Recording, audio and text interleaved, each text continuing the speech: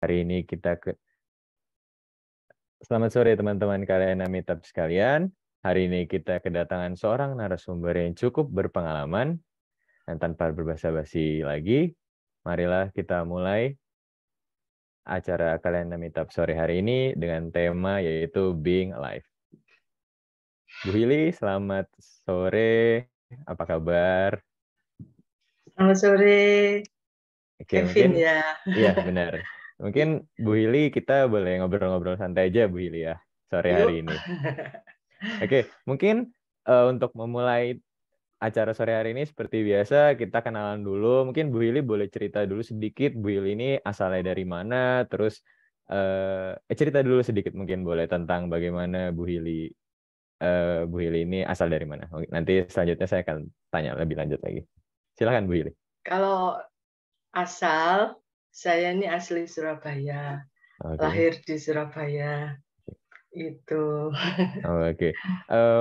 Untuk belajar agama Buddha sendiri sudah berapa lama Bu Hili?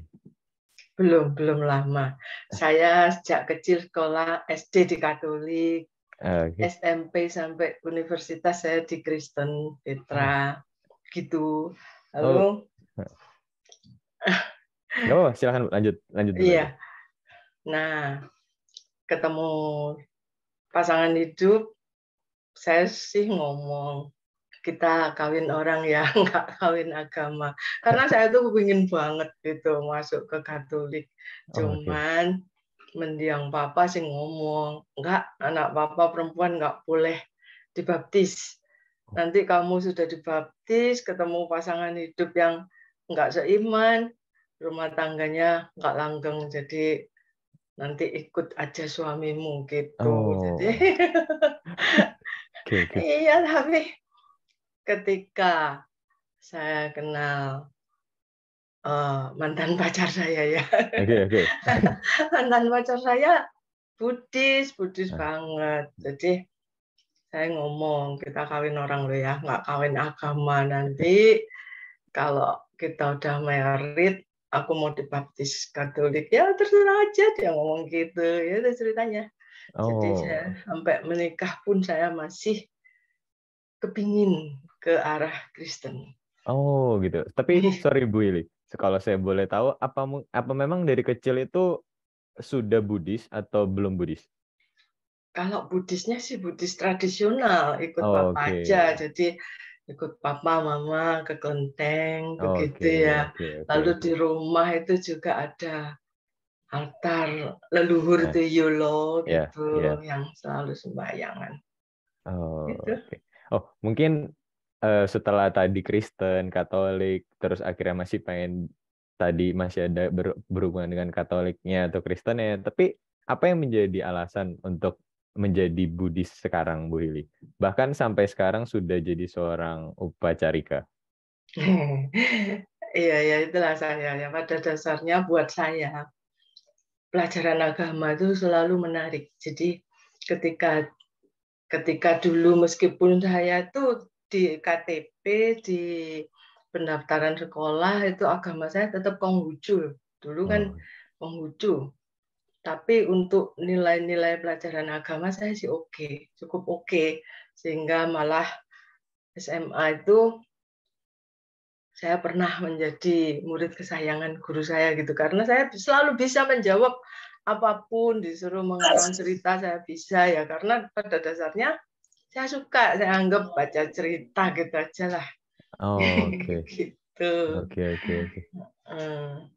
Nah, ceritanya sih sampai suatu saat setelah menikah, saya mulai ketemu dengan kalangan-kalangan yang menurut saya kepingin dibaptis itu ya. Tapi tertunda-tunda loh sampai saya punya 2 anak, saya nggak kunjung menuju baptisan.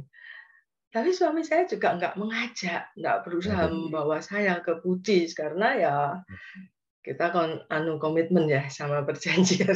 oke, Mungkin seperti itu oke.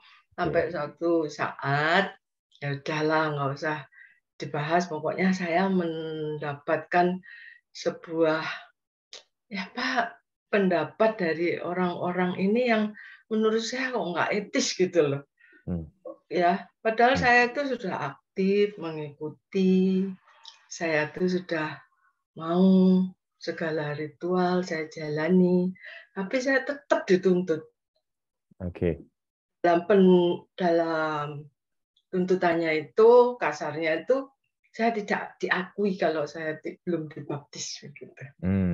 Oh, terus saya pikir kok aneh. Nah, begitulah. Padahal saya datang kan karena saya percaya. Tapi bukti kepercayaan adalah dari baptisan, begitu. Sedangkan di agama Buddha pun nggak diwisudi pun tetap dianggap agama Buddha. Hanya mungkin wisudi itu secara resmi Iya, kalau di membedakan agama status. Buddha itu kalau udah diwisudi itu pemantapan diri sepertinya gitu ya. Jadi Ya, tapi juga kepercayaan dirinya lebih kuat. Tapi juga nggak masalah sebenarnya di wisudi apa enggak. Iya betul, banyak kan. Iya benar. Begitulah lalu saya mulai lihat suami saya tuh koleksi bukunya tuh banyak. Banyak koleksi bukunya, lalu iseng-iseng saya mulai baca sampai suatu hari saya ketemu satu buku yang udah jelek gitulah, cuman tipis. Nah, ini menarik untuk dilihat ya karena tipis gitu. Dan terus setelah saya baca di dalamnya itu, tapi sampai sekarang saya cari lagi buku apa ya itu dulu. Nggak ketemu ya. Oh, sorry Bu, berarti kalau boleh saya tanya, berarti suami Ibu Buddhis? Buddhis banget dia memang dari kecil Buddhis. Oke. Berarti kasusnya Ibu ini mirip sama almarhum Bapak Cornelis Wawor, Bu ya? Mungkin Ibu tahu ya, Bu? Iya. Ya, jadi saya pernah ngobrol sama beliau, itu kisah yang inspiratif juga. Beliau kan dulu pendeta atau pastor, saya lupa, intinya seorang tokoh juga di agama, saya lupa di agama Katolik atau Kristen, tapi ketika dia bertemu seorang tokoh di agama Buddha, beliau itu dites keyakinannya, tapi ternyata ketika beliau mendengarkan dan beliau tidak bisa membuktikan kepada tokoh tersebut, beliau akhirnya memutuskan untuk pindah dan jadi salah satu pendiri Sangga Theravada Indonesia di waktu itu. Jadi kayak sebelum beliau meninggal itu, saya sempat ketemu 2 kali. Kebetulan dulu pernah ada acara bareng sama beliau jadi narasumber. Jadi kayak memang begitu beliau cerita tentang kisah hidupnya itu, ya kita juga termasuk salah satu yang kita mendengar itu, wow, inspiratif juga gitu. Iya, Pak Wawor itu salah satu guru favorit saya sebenarnya. Benar. Ajarannya dan cara pembawaannya itu menurut saya kalau dengar Pak Wawor ngomong itu damai gitu, tenang gitu ya. Jadi iya. Dan ini yang saya lanjut ke tadi ya. Ya, silakan Bu, silakan. Buat saya akhirnya kepingin tahu lebih jauh. Dari buku kecil itu ada satu tentang Ehipasiko gitu. Nah, itulah saya baca di situ. Makin membaca saya kok makin tertarik begitu. Kok ada ya agama kok begini? Padahal sejak kecil kalau saya ikut di Kristen itu kan harus percaya. Intinya kan begitu tuh ya. Ini kok enggak? Jangan percaya, bahkan kalaupun Sang Buddha sendiri ngomong, kita nggak harus percaya gitu loh. Ini guru model apa gitu ya. Pada awalnya saya kan begitu. Tapi kok menarik ya. Saya baca, wah iya ini berarti benar-benar menghargai hidup orang-orang, menghargai hak asasi orang untuk memilih jalannya sendiri gitu ya. Nah dari situ, dari kumpulan buku-buku yang yang dimiliki suami saya tuh saya baca sedikit-sedikit sampai akhirnya saya ngomong, "Boya saya ini diajak toh ke wihara gitu." "Oh mau tak?" gitu. Saya lupa tahun berapa itu saya diajak ke wihara. Itu pertama kali saya diajak tuh langsung ke Ngandat. Karena suami saya itu memang aslinya dari sana. Lucu loh, saya masuk wihara itu namaskar aja saya nggak ngerti kok. Oke. Gitu. Ya tapi itu kan kisah hidup ya Bu ya. Jadi kayak Iya, pasti betul. setiap orang punya kisah hidupnya masing-masing. Mm-mm. Oke. Mungkin itu sedikit introduction ya dari Bu Hili ya. Iya. Oke.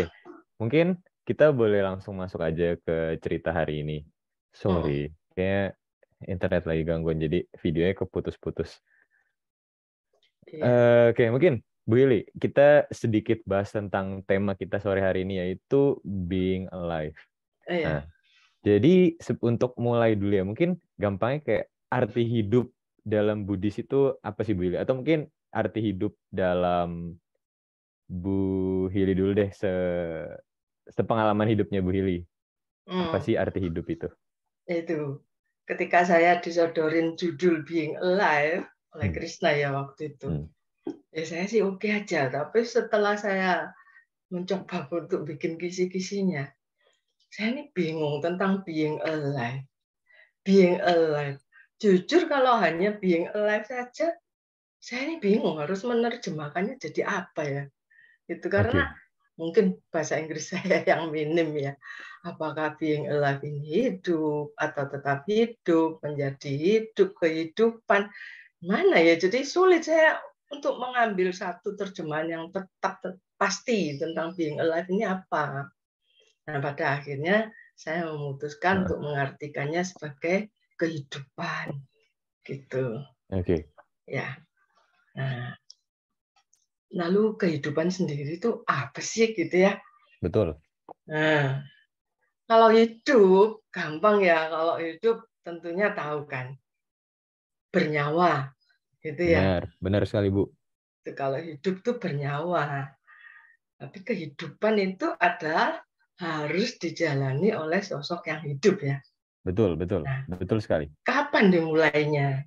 Begitu suami istri memutuskan untuk memiliki anak, memiliki keturunan, maka begitu kehamilan terjadi, disitulah ada terbentuk makhluk, ya, terbentuk makhluk hidup, makhluk bernyawa dan sebuah kehidupan berawal, walaupun dia belum muncul, masih dalam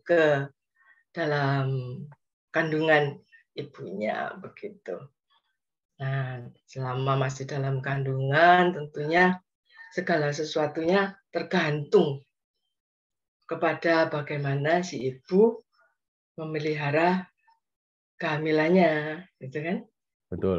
Ya, lalu setelah itu lahir. Demikianlah, setelah lahir mulai diajari tentang kehidupan, tentang apa sajalah. Tapi tetap kita tergantung pada yang memelihara dan mengasuh kita. Sampai kita tumbuh menjadi sosok yang mengerti akan tanggung jawab. Ya kan? Nah, tanggung jawab terhadap apa? Tentunya tanggung jawab terhadap diri sendiri itu ada di urutan pertama ya. Betul.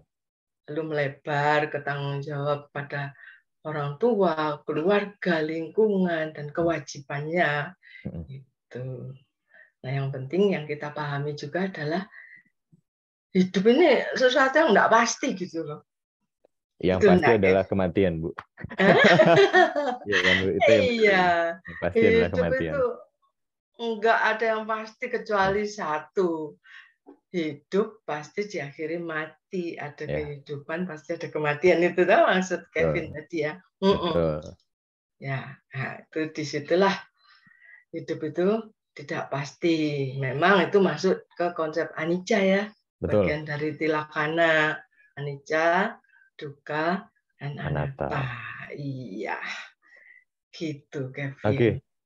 Sebetulnya kenapa kami pilih topik being alive ya, Bu? Karena jujur kita cerita dulu sedikit. Karena menurut kami banyak banget sih kita melihat orang-orang itu hidup, tapi di luarnya itu tidak hidup gitu loh. Jadi sekedar menjalani kehidupan biasa saja. Kayak apa ya istilahnya, kayak mereka tuh terlihat seperti apa ya? Mungkin kalau orang sana tuh ngomongnya kayak zombie. Mungkin seperti itu. Jadi ya memang perspektif hidup itu kan banyak banget, persepsi hidup juga banyak banget. Tapi yang saya mau bawakan hari ini itu adalah persepsi hidup itu adalah ketika kita itu bisa aktif dimanapun, peduli dengan lingkungan kita, dan apapun lah istilahnya, kayak jangan hanya sekedar menjalani hidup seperti biasa saja gitu. Mungkin Bu Hili punya cerita sedikit atau apa tentang itu, Bu? Iya, memang hidup itu tidak bisa dijalani begitu saja, tapi selayaknya kita tuh hidup itu apa adanya loh. Kita Betul. harus menikmati hidup saat ini. Betul. Apa adanya benar. Jadi kita tidak usah mengingat-ingat lagi yang kemarin, tidak usah berkhayal lagi besok atau yang akan datang. Karena itu masih khayalan kan, masih belum Betul. nyata kan. Betul. Nah, sedangkan yang sudah kemarin itu kan sudah lewat, sudah masa lalu. Jadi kalau saya boleh mengajak, mari kita menjalani hidup saat ini. Sering-sering tahu Ajahn Brahm ya. Ajahn Brahm itu kan paling sering ngomongnya be happy here and now. Yeah, Gitu. betul. Jadi mau happy itu ya sekarang, di sini juga, nggak usah nunggu. Nanti lah kalau sampai di pesta aku mau happy-happy di sana. Nggak usah lamaan, kalau bisa ya langsung aja mau ke pesta sudah dengan bawaan happy gitu Betul. ya. Betul. Cuman kalau saya melihatnya itu beda, Bu. Saya itu lebih mikir kayak kalau pas ada kesempatan berbuat baik, saya akan coba berbuat baik. Karena menurut saya, atau menurut persepsi saya, berbuat baik itu kadang nggak datang 2 kali kesempatannya. Betul. Dari hal-hal yang kecil aja lah. Contoh, saya itu orang yang tipenya kayak gini. Misalnya, saya lagi jalan di jalan. Terus saya ngelihat kayak ada orang yang naik motor, cuma standarnya masih di bawah. Saya itu pertama mikir kayak, dikasih tahu nggak ya. Tapi daripada nanti, saya nggak tahu nanti bakal selamat sampai tujuan atau nanti jatuh karena itu. Saya nggak mendoakan apa-apa juga. Cuma saya merasa akan lebih baik kalau saya kasih tahu. Jadi saya kasih tahu biar orangnya lebih hati-hati. Jadi lebih kayak saya nggak mau melewatkan kesempatan baik itu gitu loh. Kalau saya tipe orang yang kayak gitu. Karena menurut saya berbuat baik itu terkadang nggak sampai 2 kali kesempatan itu datang gitu loh.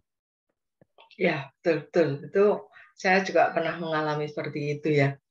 Kalau kita sekarang lihat saudara-saudara kita Muslim itu, kalau yang perempuan kan mesti pakai apa ya istilahnya, roknya yang panjang-panjang, Ya, betul lebar gitu ya. sekali. Betul. Nah, itu sering kali saya tuh melihat rok itu rasanya mengerikan kalau sampai itu Terlilit bahasa di Jawanya, bawah itu. iya terlilit roda, itu bahaya. Ya. Karena saya pernah ingat ada cerita, ya ini sudah beberapa puluh tahun yang lalu ya, ketika waktu itu para wanita tuh masih pakai roknya tuh rok mini gitu ya.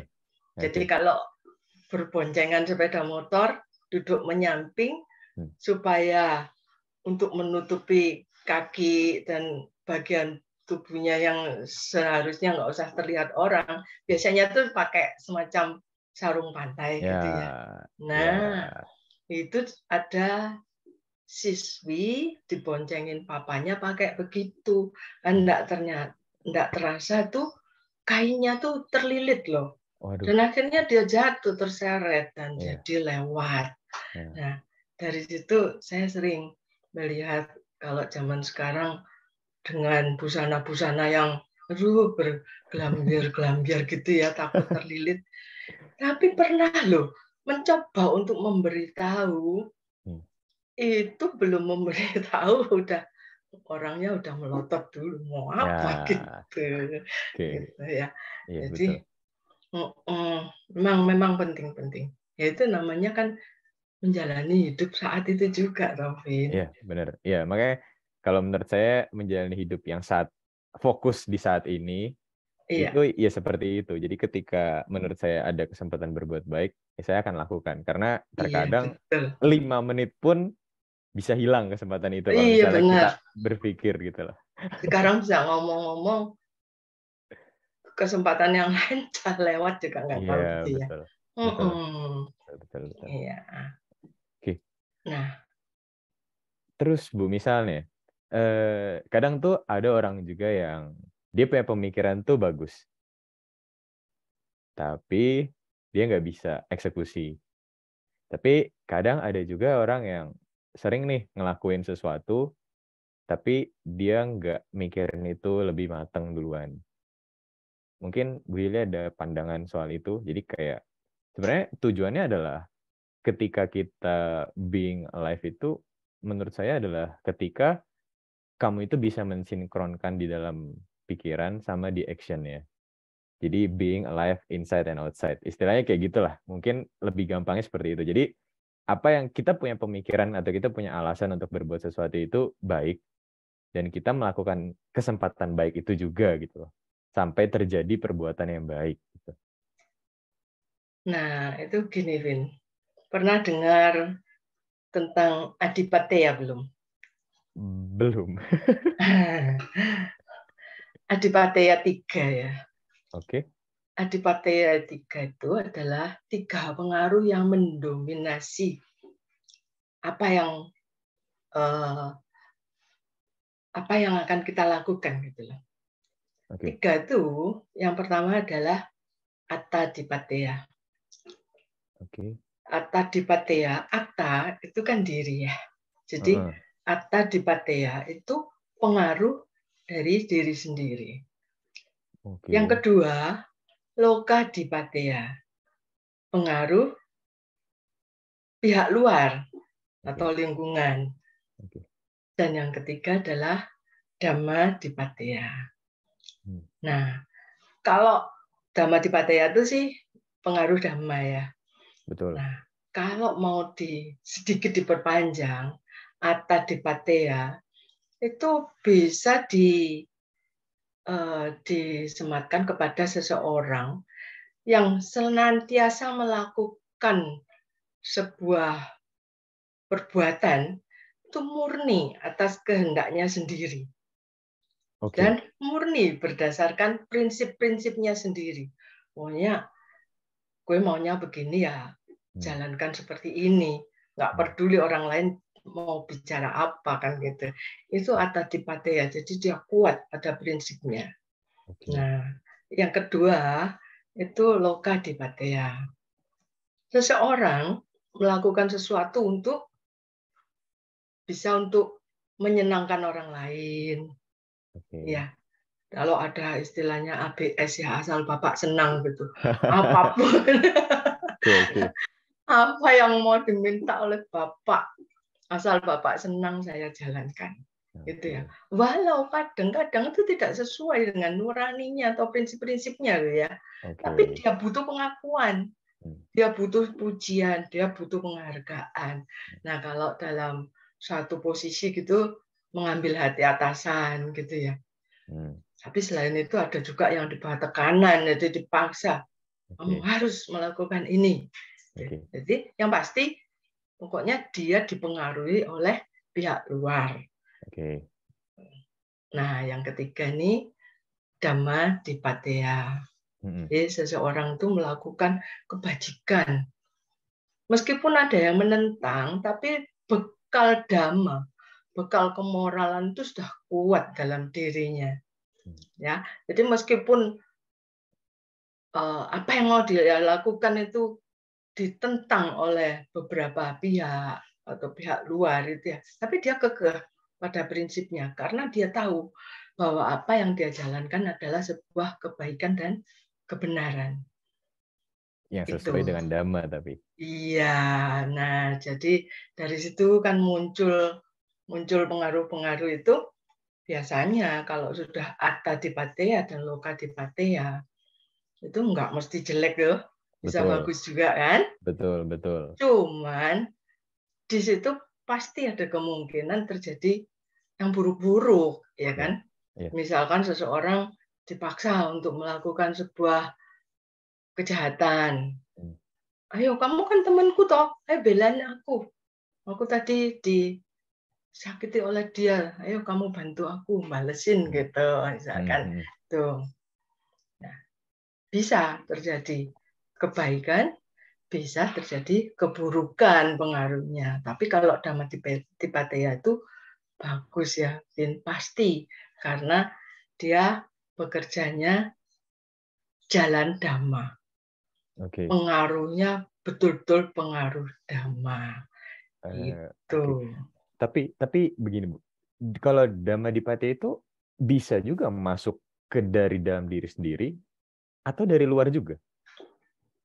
Karena kan ya kita belajar, maksudnya kita belajar Dhamma. Berarti kan kita ini insight sendiri. Dhamma di luar. Jadi kan kita belajar tuh. Otomatis bisa juga Dhamma itu dari luar karena kita belajar atau karena kita sudah mempunyai pengetahuan tentang Dhamma jadinya dari dalam diri sendiri. Atau gimana tentang Dhammadipatteya itu? Ya, Dhammadipatteya, Dhamma itu bisa dari dalam diri sendiri, bisa dari luar. Dan begini, contohnya tuh dulu saya kan belum Buddhis ya. Oke. Nah, apakah saya tidak mengenal Dhamma? Itu. Kalau Dhamma yang dimaksudkan adalah ajaran-ajaran Sang Buddha, mungkin saya belum kenal. Ya, tapi Dhamma itu meliputi apa sih? Dhamma itu sebetulnya kan ajaran-ajaran tentang kemoralan, etika yang baik ya. Saya juga dapat. Betul. Walaupun itu dari agama sebelah, dari didikan orang tua, dan itu tertanam dalam diri saya. Gitu. Jadi begitu saya benar-benar mengenal ajaran Dhamma, saya belajar Dhamma dari guru-guru Dhamma, dari membaca buku-buku. Jadi sepertinya melengkapi apa yang tadi sudah ada dalam diri. Gitu ya. Jadi belajar itu perlu. Dan untuk bisa menjalani kehidupan itu dengan baik dan benar, memang perlu belajar Dhamma. Dan belajar itu tidak ada habis ya. Kenyangnya, tidak ada selesainya kan? Betul. Tapi yang sekarang jadi concern itu kita out of topic sedikit, Bu ya. Being alive, sebetulnya nggak out of topic sih, karena ini juga termasuk salah satu being alive menurut saya. Gini, orang belajar Dhamma, mengerti teorinya, tapi dalam prakteknya itu agak kesusahan, entah karena faktor apapun. Iya. Itu jadi karena atau gimana, Bu? Menurut Ibu gimana? Karena menurut saya, sorry, saya ulang, kayaknya masalah koneksi. Jadi menurut saya melihat beberapa orang, ya nggak beberapa orang sih, ada orang yang mengerti Dhamma, mengerti teori Dhamma. Namun dalam mempraktekannya itu agak sulit. Entah karena pemikirannya, entah karena latar belakangnya, atau entah karena faktor apapun. Saya merasa itu juga masih termasuk alasan kenapa dia belum being alive. Jadi menurut saya being alive inside dan outside itu kayak tadi. Ketika dia tahu teori Dhamma, ya dia akan praktek. Terlepas dari semua apa background-nya, entah gimana dia gitu. Menurut saya gitu. Mungkin dari Bu Hili mungkin ada tanggapan atau pendapat dari Bu Hili gimana? Iya, saya sih setuju ya. Saya mesti mengingat-ingat sedikit ajaran dari para guru itu bahwa Dhamma itu ada Pariyati Dhamma, ya pernah dengarkan ya, ada Patipati Dhamma, terus ada Patiweda Dhamma ya. Jadi Pariyati Dhamma, kita tuh belajar dan belajar terus, belajar Dhamma tidak ada habisnya. Saya kepingin tahu apakah ada seseorang yang bilang saya sudah mempelajari Dhamma dengan lengkap. Itu kan luar biasa. Iya betul. Luar biasa bagi saya loh ya. Saya juga, Bu. Saya juga kalau ada yang ngomong seperti itu saya akan terkagum-kagum seperti itu. Iya, betul. Nah, Tapi setelah belajar Dhamma itu untuk apa sih? Kalau sekedar tahu, oh ajaran Dhamma itu begini. Kalau untuk kasus begini harus mengatasinya seperti ini. Ada gunanya nggak kira-kira? Ada. Ya makanya saya tadi bilang kalau misalnya ada prakteknya, ada outputnya dari hasil belajarnya itu baru muncul hasil dari pembelajaran Dhammanya. Ya itu pati-pati Dhamma. Jadi kita harus praktik. Jadi jangan belajar tuh hanya untuk ya kita jadi apa ya? Jadi kamus hidup atau buku hidup gitu ya. Kan gitu kan? Gitu. Jadi kita di dalamnya tuh ada banyak macam-macam itu. Tapi untuk siapa buku itu? Kalau nggak ada yang baca, nggak ada yang menikmati isinya, yaitu ya buku itu hanya buku, sebuah tumpuan-tumpuan lembaran-lembaran kertas kan gitu toh. Tapi begitu ada orang yang membuka, membaca dan mempelajarinya, baru dia bermanfaat. Sedangkan untuk kita, kalau kita belajar Dhamma, tahu banyak tentang Dhamma, tapi kita tidak praktek, siapa yang tahu kalau kita ini orang yang benar-benar menjalankan Dhamma sesuai loh. Karena Dhammanya itu hanya diketahui, pada prakteknya menyimpang, kan aneh gitu ya. Benar. Nah, kalau orang yang betul-betul belajar Dhamma dan mempraktekkan Dhamma, itu biasanya ya kelihatan dari cara dia menanggapi masalah, dari dia menjalani kehidupan, itu Patiweda Dhamma. Jadi dia belajar Dhamma itu ada hasilnya. Hasilnya baik untuk diri sendiri, baik untuk orang di sekitarnya. Itu, Kevin. Bu, tapi pernah kepikiran nggak, Bu, kalau misalnya seperti ini ya, kita contoh, Brahma Wihara itu sebenarnya satu hal yang simple diajarkan oleh Sang Buddha. Atau di dalam Dhamma, Brahma Wihara itu ada sesuatu yang mudah secara teori. Tapi apakah bisa semua orang mempraktekkan Brahma Wihara? Karena menurut saya hidup itu apa ya? Hidup di dunia itu suatu hal yang harus balance. Jadi saya selalu punya concern kayak tidak mungkin semua orang itu bisa jadi baik. Pasti akan selalu ada orang yang jahat. Entah apa itu motifnya. Entah apa itu faktor yang mempengaruhinya. Jadi saya selalu berpikir kayak itu baik.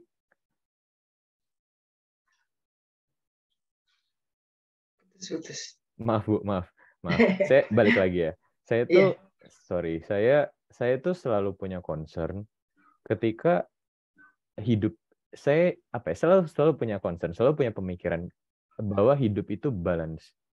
Seperti senang, sedih, tua, muda, hidup, mati, lahir, mati gitu. Nah, yang jadi concern saya adalah apakah ada kemungkinan bahwa semua orang menjadi baik kalau hukum alam itu menjelaskan tentang balance di dalam dunia. Jadi ini mungkin agak out of topic, cuma mungkin itu kadang-kadang menjadi sebuah concern saya gitu, Bu. Kayak kalau hukum alam menciptakan semuanya harus balance, berarti kan tidak mungkin semua orang yang mempraktekkan Dhamma itu bakal menjadi orang baik.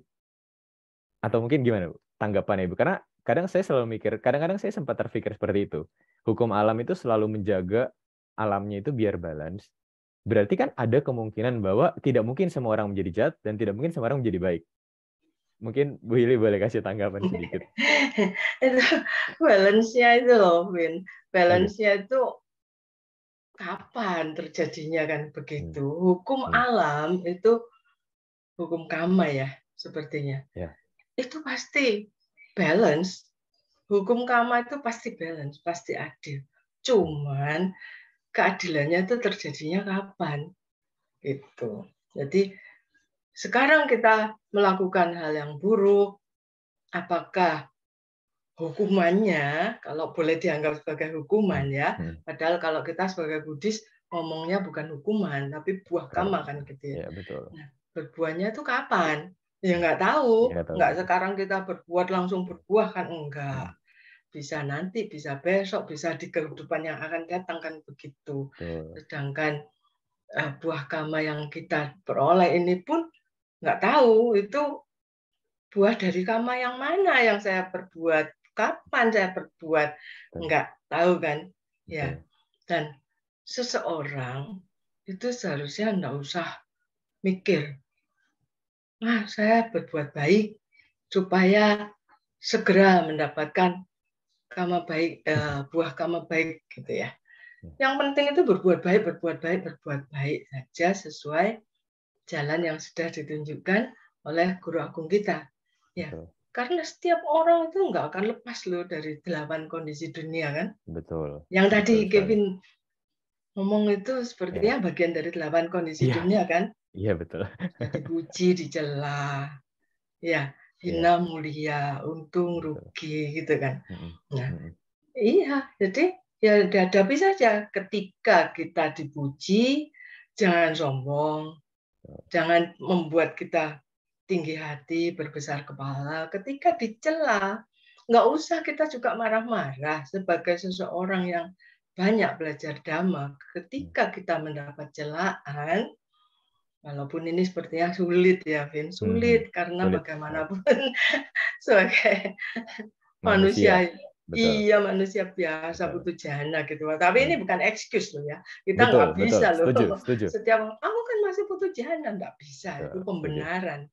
Ya, tapi sesungguhnya setiap orang ketika mengalami dicela gitu ya, langsung dia harusnya kembali ke dalam ya. Itu look inside tadi, Bian. Jadi introspeksi diri gitu loh. Itu yang susah mungkin, Bu. Nah, itu yang susah. Gitu. Itu susahnya di situ. Tapi dibilang susah bukan berarti pasti tidak bisa kan? Betul Bisa. sekali, betul sekali. Pasti bisa. Asal kita punya kesabaran, punya semangat untuk menjalankannya. Untuk ini. Nah, di situ loh sesungguhnya yang bekerja, yang harus kita pahami benar-benar, itu tadi kan, saya tadi kan sudah sedikit memberikan penjelasan tentang Dhammadipateya ya. Bentar, saya pasang charger sebentar ya. Iya, silakan Bu, silakan.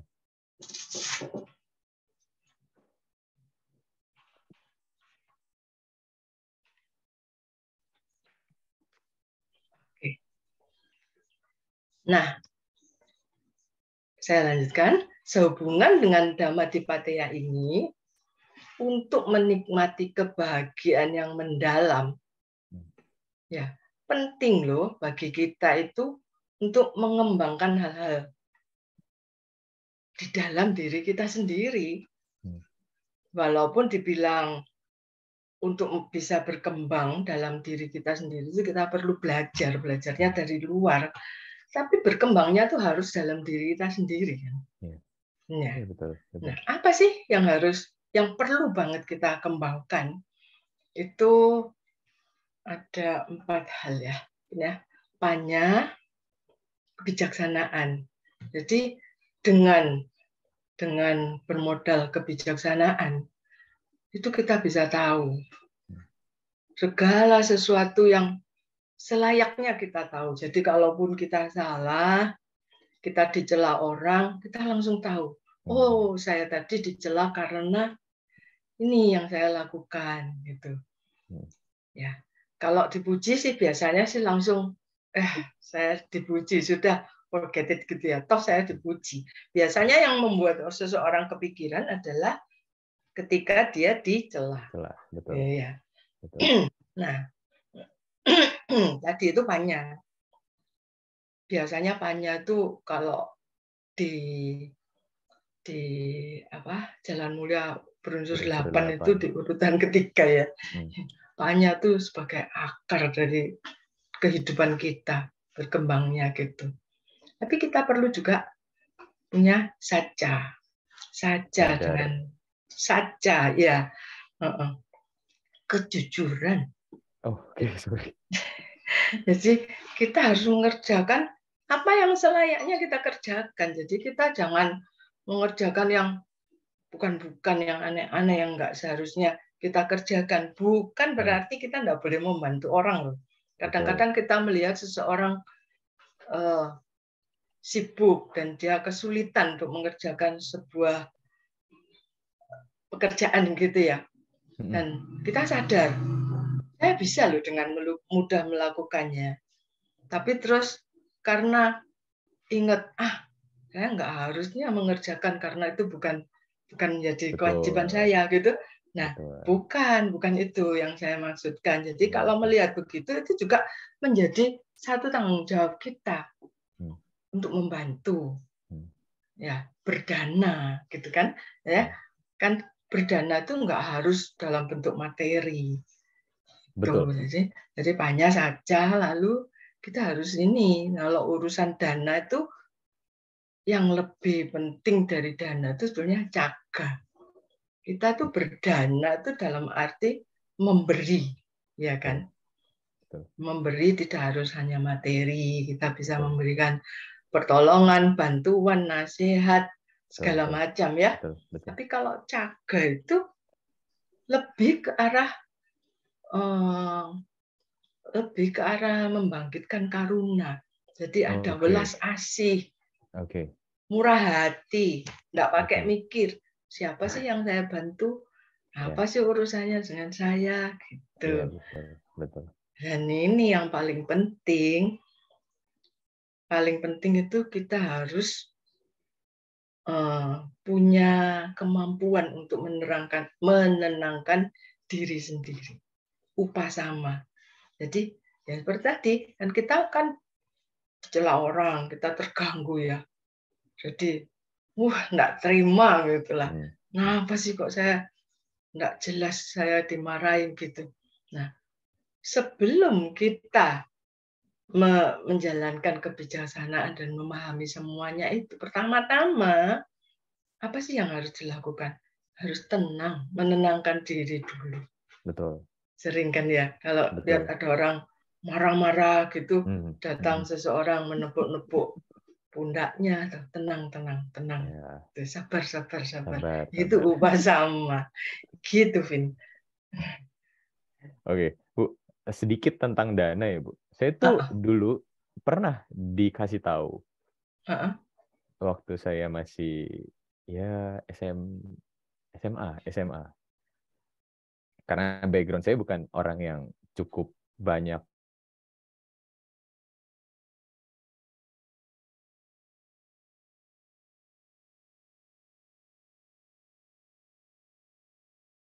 dan tenaga. Ketika kamu nanti suatu saat kamu sudah punya banyak materi, baru berdana materi. Iya. Karena berdana tenaga pun itu juga termasuk salah satu perbuatan baik yang menghasilkan karma baik. Jadi itu juga salah satu yang menjadikan motivasi saya untuk saya bisa aktif di wihara. Ya, betul kan? Memang benar ya. Dana tidak harus materi. Kita bisa berdana macam-macam. Lihat teman sedang sedih, kita menghampiri, menghibur, itu juga sudah berdana loh, Win. Betul. Sama, dana yang paling mudah kan adalah senyum, Bu. Iya, betul. Tapi untuk orang-orang tertentu senyum itu sulit loh. Betul sekali. Tergantung orangnya juga. Iya, benar. Padahal itu paling mudah, Bu, ya. Berdana paling mudah tanpa mengeluarkan apapun. Nggak pakai modal apa-apa ya. Iya. Nggak pakai belajar. Perlu belajar. Saya masih ingat loh. Itu Ajahn Brahm itu loh, Vin. Dia waktu awal-awal, dia belajar tersenyum loh. Dia selalu berkaca dan mencoba senyum yang paling manis itu yang bagaimana. Kalau nggak salah seperti itu. Jadi kalau sekarang kita lihat Ajahn Brahm, aduh rasanya senyum terus gitu ya. Betul sekali. Itu dipelajari loh oleh beliau. Iya. Dan buku-bukunya beliau itu cukup bagus. Sederhana ya. Saya punya beberapa. Memang kita sederhana. Butuh mencernanya dengan sangat mudah dipahami lah. Iya. Oke. Terus tentang dana, kebijaksanaan. Tentang kebijaksanaan, Bu. Kebijaksanaan ini juga kembali lagi. Kebijaksanaan tiap orang itu kan pasti beda-beda, Bu ya. Tapi gimana cara melatih kebijaksanaan itu? Karena kadang ada orang yang, ya mungkin ada orang yang sudah usianya sudah jauh di atas saya, kan otomatis pengalamannya sudah banyak. Tapi mungkin tingkat kebijaksanaannya tidak tinggi. Tapi ada juga yang mungkin hanya beda berapa tahun sama saya, atau bahkan lebih muda dan sepantaran saya, tapi punya tingkat kebijaksanaan yang sudah cukup tinggi. Itu mungkin gimana, Bu? Dari apa ya istilahnya kayak gimana lah cara kita melatih kebijaksanaan itu gitu? Ya, itu sama halnya seperti menyebut seseorang itu dewasa. Betul. Ya, apakah dewasa itu kalau secara KTP kita boleh punya KTP kalau sudah 17 tahun karena dianggap sudah dewasa, sudah boleh punya SIM, sudah boleh merit belum ya? Kalau cewek ya boleh ya. Ya, seperti itu. Padahal tingkat kedewasaan seseorang itu sebetulnya tidak tergantung dari usia. Seseorang itu boleh usianya banyak, ya boleh kedudukannya tinggi, belum tentu dia mempunyai sifat dewasa secara sifat. Bisa loh dia kalah sama anak muda-muda seperti Kevin, bahkan yang lebih muda, bisa punya. Karena apa? Kadang-kadang seseorang bahkan dia mempunyai status yang tinggi dalam perusahaannya, bisa loh marah, kalang kabut, ya, tidak terkendali. Bawahannya yang cuman bawahan rendahan bisa mikir, kenapa ya untuk urusan yang begitu saja Pak Direktur harus marah-marah seperti itu. Nah, dari situ siapa yang lebih dewasa seharusnya? Nah, kan seperti itu. Nah, jadi menjadi dewasa ataupun menjadi bahagia itu mirip, itu pilihan. Itu pilihan. Siapa yang bisa membuat kita bahagia? Gitu. Nggak ada. Hanya kita yang bisa membuat diri kita berbahagia. Siapa yang bisa membuat kita bersikap dewasa? Ya memang pada tingkat awal, terutama masih kecil, itu kita pasti mendapat asupan-asupan bijaksana ya dari orang tua kita, dari guru, dari mana. Dan tetapi apakah asupan-asupan itu masuk dan bisa kita terapkan? Itu kan balik ke diri kita sendiri. Kan jadi pilihan kita, walaupun seseorang bilang itu jelek, kamu enggak boleh berbuat seperti itu. Tapi kalau dia mau, ya yang ngomongin kan cuma bisa ngomong. Ya, betul. Eksekusinya kan ada dalam diri sendiri. Jadi untuk mau bisa jadi bijaksana itu ya perlu banyak belajar. Itu Vin, dan sangat bersyukur kita ini mengenal ajaran Buddha, ya. Mengenal ajaran Buddha di situ terutama yang diajarkan adalah menjadi bijaksana. Gitu. Seperti sekarang saya belajar dengan Bu Hili, ini kan juga sebuah proses ya, Bu? Sama. Loh, saya sendiri, kalau Kevin bilang, Kevin belajar dari saya, karena secara usia saya di atas Kevin gitu ya. Tapi percaya nggak, Vin? Saya tuh sangat berterima kasih bahwa saya banyak belajar dari teman-teman yang jauh lebih muda. Bahwa belajar Dhamma, guru yang saya sebut guru-guru saya, itu kecuali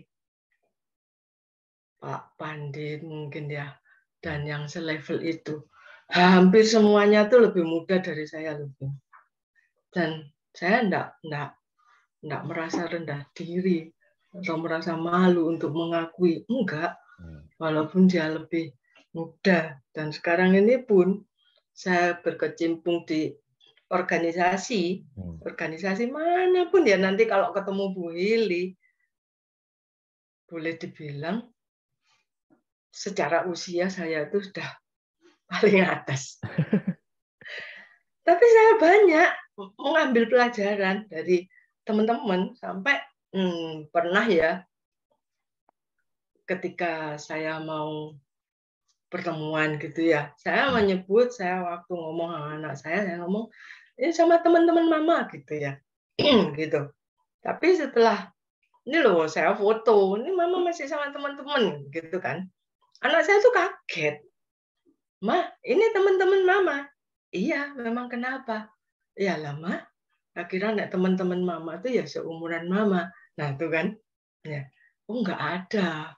Kalau di wihara, di mana-mana, yang namanya teman-teman mama itu sebagian besar seusia kamu, seusia kalian. Saya itu ngomong gitu. Dan saya bersyukur saya tetap diterima di antara teman-teman muda itu. Karena saya tidak pernah, kamu harus menghormati saya karena usia saya lebih senior gitu ya. Enggak. Gitu, Vin. Iya, makanya saya beruntung. Sama-sama belajar. Saya beruntung bisa ngobrol sama Bu Hili sekarang ini, bisa diskusi suatu karma baik saya bisa ngobrol sama Bu Hili. Ya. Oke. Terus gini, Bu. Kadang di kehidupan itu kita ketemu orang-orang yang dulunya dia mungkin aktif, dia rajin, tapi entah karena faktor apa, akhirnya dia itu hilang, menutup diri, jadi jarang aktif lagi. Nah, yang saya pengen tahu itu adalah kalau dari pandangan Ibu Hili, kenapa? Kira-kira apa yang membuat mereka seperti itu? Nanti ketika Bu Hili sudah jawab, nanti kita explore lebih dalam lagi. Silakan Bu Hili. Gitu ya. Kalau mau paling gampang ya, Vin. Itu kembalinya, itu anicca, Vin. betul sekali sih Bu, kalau masalah itu. Tapi kadang gini Bu, anicca itu kan ada durasinya dan kita nggak tahu kapan.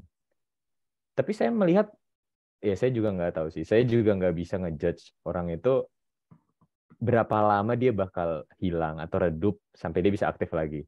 Dan kalau misalnya nggak diapa-apain, tidak di-trigger apapun, dia bakal seperti itu terus. Jadinya nggak anicca, Bu. Gitu. Mungkin Bu Hili punya pandangan lain, Bu, selain itu. Ya, tentunya anicca dalam case itu. Tapi kalau saya boleh tanya lebih jauh, yang dimaksud Kevin itu menghilang itu dari dunia mana menghilangnya? Oh, masih di dunia kita kok, Bu. Cuma gini, maksudnya itu adalah dulu itu kita perumpamaan yang gampang aja lah. Dulu anak ini itu rajin. Contohnya dia rajin ke wihara, rajin gabung, ngumpul sama teman-teman. Tapi entah kenapa setelah berapa lama itu jadi kayak jarang ngumpul. Bahkan terhitung gitu loh untuk ikut join dan bantu kegiatan di wihara itu juga terhitung gitu loh, Bu. Padahal kita memang nggak tahu dia punya kesibukan apa. Tapi yang jadi concern adalah ketika dulu dia bisa rajin, kenapa sekarang enggak gitu loh. Karena menurut saya apapun alasannya, ketika kamu dulu bisa, pasti sekarang juga bisa. Apapun alasannya gitu loh. Itu hanya masalah tentang priority biasanya, Bu. Mungkin Bu Hili bisa kasih pendapat. Nah, ini konteksnya berbicara dalam kegiatan di wihara atau kegiatan Buddhis ya. Betul. Nah, banyak sekali contoh. Dan sebetulnya kalau sampai terjadi ada kejadian seperti ini, Bin, adalah menjadi tanggung jawab kita. Ini saya mencoba menilainya dari luar orang tersebut dulu ya. Ya. Nah, itu sebenarnya menjadi tanggung jawab kita loh. Menjadi tanggung jawab kita orang-orang wihara ini untuk mencari tahu kenapa. Gitu. Nah, seperti Saya sih tidak mencoba membanding-bandingkan yang bagaimana, tidak. Betul. Karena bagaimanapun juga membanding-bandingkan itu termasuk dosa ya. Gitu. Nggak boleh membandingkan. Tapi kalau kita membandingkan untuk mengambil atau untuk memetik baiknya, Ya. why not? Kan Ya. gitu ya. Betul. Nah, Betul jadi sekali. kalau kita boleh membandingkan dengan tetangga ya, Kristen gitu ya. Di agama Kristen itu di gereja itu yang setahu saya, karena saya dulu memang Pernah. banyak terlibat di situ ya semasa. Okay. Nah, kalau seandainya ada orang-orang yang aktif di sana, tiba-tiba dia surut, menghilang, pasti loh dicari, ditanya kenapa, disupport, gitu. Nah, sekarang pertanyaannya kembali ke kita sendiri. Sekarang di wihara, kalau kita merasa kehilangan umat, ya umat yang dulunya aktif, sekarang nggak aktif lagi. Apakah kita sudah berusaha untuk mencari tahu kenapa? Itu yang penting, harus dicari tahu kenapa. Kan begitu. Paling-paling di antara sesama anggota pengurus Karaka ya, itu gini. Iya loh, kok sudah nggak tahu muncul apa? Oh ya, nggak tahu muncul kenapa? Kemana dia sekarang apa? Ya sebatas itu, sebatas tanya pada sesama yang masih aktif. Nah itu maksud saya alangkah baiknya kalau tanyanya itu langsung ke yang bersangkutan. Siapa tahu dia punya alasan. Oh, dia sekarang nggak bisa ke wihara karena nggak ada yang nganterin. Dia ada kendala ini karena kurang sehat atau kurang apa gitu ya. Jadi harus ada interaksi dua arah. Jadi kita nggak boleh diem aja mengharapkan orang yang tadinya aktif menjadi nggak aktif, itu yang harus lapor. Saya nggak bisa aktif karena saya begini-begini. Baru kita mengambil tindakan. Jadi sebetulnya meskipun dia tidak melaporkan bahwa dia tidak bisa aktifnya itu karena apa, itu kita mencari tahu, gitu. Dan itu memang banyak sebab di antara teman-teman kita itu aja ada kok, ya. Kadang-kadang terus terpikir begini loh, apa sih yang saya dapat dari memeluk atau belajar agama Buddha? Itu. Lalu bersahabat dengan teman dari agama lain gitu. Ketika saling membahas agama, muncul iming-iming. Aduh, susah ya jadi agak orang Buddhis itu. Semuanya harus ditanggung sendiri. Nah, aku dong gitu. Nah, kita punya juru selamat. Kita punya tempat mengadu, kita punya tempat meminta. Nah, dari situ pelan-pelan doktrin-doktrin ditanamkan, katut, terbawa gitu ya. Bisa terjadi. Kenapa bisa terjadi? Kalau untuk kasus terakhir, ya itu tadi balik lagi karena pemahaman dia tentang Dhamma masih minim banget. Gitu. Itu yang disayangkan Bu ya. Jadi kayak umat Buddha itu sebenarnya nggak banyak. Jujur sih, menurut saya juga nggak banyak. Ya sudah tidak banyak, semakin ditarik-tarik gitu kan. Jadi kayak ya begitulah. Karena agama Buddha itu nggak ada iming-imingnya ya. Nggak ada loh.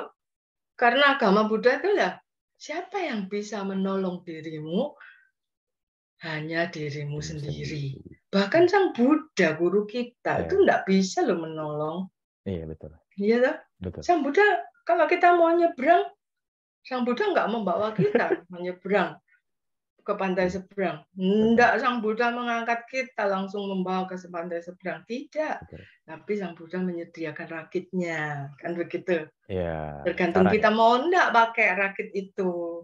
Betul sekali. Sama ketika saya membaca ulang tentang pesan terakhir Sang Buddha kepada Biku Ananda itu, saya benar-benar tersentuh. Begitu, saya lupa, ke Biku Ananda atau ke semua bikunya pas beliau parinibbana. Yang intinya itu kayak, mungkin dari sekian banyak kalian, ketika saya sudah tidak ada di dunia ini, intinya seperti itu. Saya lupa detailnya. Ketika saya sudah tidak di dunia ini, kan bakal berpikir kayak sudah tidak punya guru lagi. Tapi guru yang sebenarnya adalah Dhamma yang sudah diajarkan. Iya, Jadi Dhamma dan Vinaya ya. Dhamma dan Vinaya. Jadi kayak saya begitu mendengar itu dan merenungkan itu, wow, ternyata dalam ya. Maksudnya mungkin orang-orang melihat itu hanya sebatas mendengar atau membaca. Tapi ketika itu direnungkan, jadi kayak benar-benar ajaran Dhamma itu adalah kunci untuk menuju ke pantai seberang. Jadi tidak ada intinya untuk yakin pada Sang Buddha, percaya sama Sang Buddha atau apa gitu. Intinya adalah belajarlah dari Dhamma yang sudah diajarkan. Iya, betul. Sang Buddha tidak pernah bisa menolong kita, tidak bisa. Tapi ajaran-ajaran itu yang kalau kita jalankan itu yang menolong kita, kan gitu ya. Nah, dan Sang Buddha walau sudah parinibbana, nggak pernah mati kan? Sang Buddha tetap hidup karena ya itu seperti yang ditanyakan oleh Bhante Ananda, siapa kan yang ditunjuk menjadi penerus itu kan ya? Lalu kan Sang Buddha ngomong, nggak perlu khawatir, walaupun saya sudah parinibbana, saya tidak menunjuk penerus, tapi kamu tetap punya guru. Dhamma dan Vinaya itulah gurumu, itu ya. Jadi luar biasa kan, berarti Sang Buddha itu seharusnya tetap hidup dalam batin kita melalui ajaran-ajaran beliau ya. Itu yang bikin saya juga bangga sebagai Buddhis. Iya, betul. Nah, saya seringkali sampai saat ini pun masih sering tergabung dengan teman-teman alumni Kristen dulu ya, entah alumni di universitas atau di SMA, itu saya tetap tergabung di situ. Nah, ketika mereka kadang-kadang menyinggung, ya, ketika mereka menyinggung, enak mending Kristen karena punya penolong, kita bisa berteriak mohon perlindungan dan apa-apa. Ya, saya cuma ngomong gini, udahlah, kalau kita mau tetap langgeng berteman, jauhi berbicara tentang dua hal, agama dan politik. Karena agama dan politik itu sifatnya privacy banget. Setiap orang punya pemahaman sendiri dan setiap orang pasti merasa agamanya yang terbaik. Ya, tapi saya tidak berhenti di situ, mesti saya teruskan. Tetapi saya bangga menjadi agama Buddha karena saya tidak perlu teriak-teriak minta tolong kepada siapa, saya bisa menolong diri saya sendiri. Itu kebanggaan kita loh, karena itu yang diajarkan Sang Buddha. Hanya kita yang bisa menolong diri kita sendiri. Jadi kalau kita terpuruk, kita tidak usah cari kambing hitam. Kamu yang membuat saya terpuruk, nggak usah. Kita kembali, iya, ke diri sendiri. Pikiran adalah pembentuk. Pikiran adalah pelopor itu. Sebetulnya sebelum pikiran apa dulu? Sebelum ada pikiran itu ada kehendak dulu loh. Oh, oke. Setelah kita punya kehendak, baru kita mikir. Enggak tiba-tiba mikir lah. Terus apa yang mau tiba-tiba dipikir? Betul, Bu. Iya, jadi cetana tuh lebih dia yang mengondisikan munculnya pikiran. Iya, benar. Gitu, jadi benar. Oke, terus balik lagi Bu ya ke yang tadi. Kita ya seperti yang tadi ya, kayak ada orang yang hilang, terus ada orang yang itu kan mungkin kalau kita pakai bahasa yang lebih simpel itu seperti sparks Bu ya. Nah, mungkin gimana sih caranya kita itu memberi sparks ke orang lain? Kayak kita, misalnya kita lilin atau kita korek api. Korek api yang berfungsi normal ketika dicetek itu nyala. Tapi ada kan korek api, analoginya adalah korek api, Bu ya. Jadi ada korek api yang sudah dicelup, direndam. Kan otomatis susah tuh, dinyalain, dicetek nggak mau nyala. Tapi Iya. bisa dengan mudah dinyalakan kembali ketika itu dicetek dan dibantu oleh korek api yang lain yang sudah nyala. Saya pernah lihat analogi seperti itu dan saya juga berpikir kayak, oh iya benar ya.